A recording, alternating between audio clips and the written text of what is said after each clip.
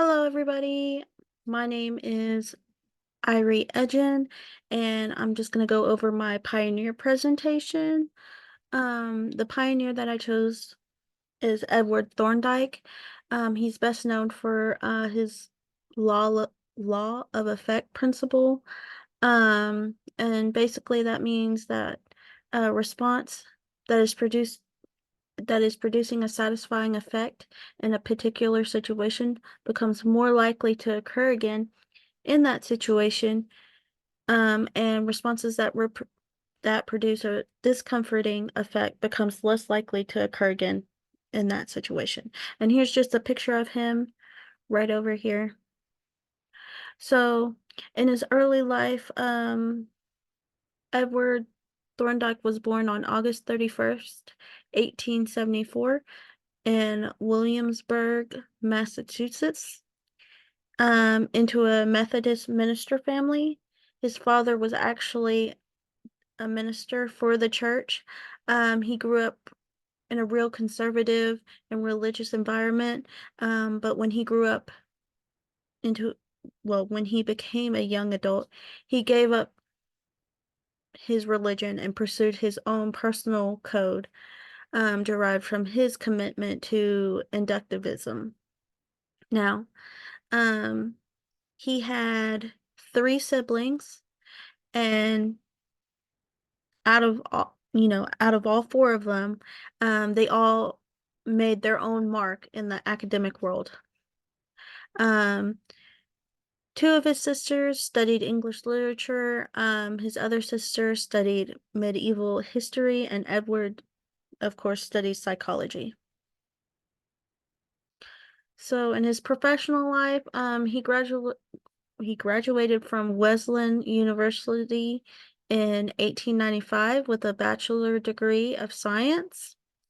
Thorndike then enrolled into Harvard University, where he studied animal behavior with William James. Um, and then he also studied that with James McLean at the Columbian University, where he received his PhD. And he spent most of his career at the Columbian University. So he first proposed his two behavioral laws, the law of effect and the law of exercise, in his doctoral dissertation, excuse me, and that was published in 1911 as Animal Intelligence. Also, during all this time, he actually got married at the age of 26 in the 1900. Thorndike married Elizabeth Moultron, and they also had four children. Um, and actually, three of them also grew up and became professors as well. Just a little fun fact about that. So university employment. So Thorndike began his professional career at the Women's College of Western Reserve University in Cleveland, Ohio. He only taught there for 1 year before accepting another teaching position at a teaching college at Columbia University in 1899. And he remained at that teaching college until his retirement in 1940. And during his career was mostly focused on evaluating the learning processes and testing intelligence. He did a lot of, and most of his subjects were animals, and that was mostly cats. So a little bit more about his theory developments that he created. Um, Thorndike is mostly known for his law of effect theory, and this is in regards of effects of reward and punishment on learning.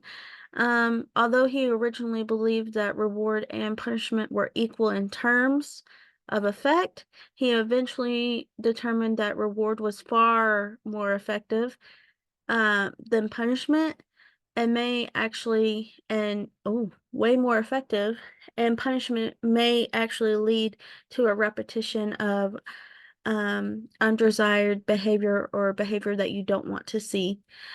Um, Thorndike identified three specific factors that benefit learning, and that would be the law of effect, the law of residency, and that's a reoccurrence is determined by the most recent response, and then the law of exercise that states that when a stimulus is administered upon response, each subsequent response is strengthened.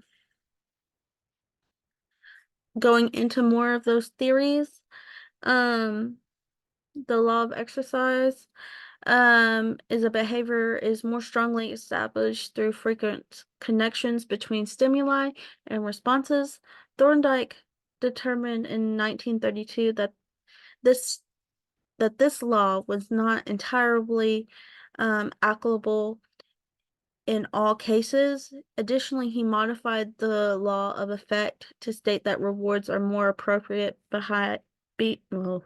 behavior, um, and it always strengthens associations with one another, whereas punishment for inappropriate responses weaken them, but only slightly. And then the law of regency, it's things mostly recently learned are best remembered.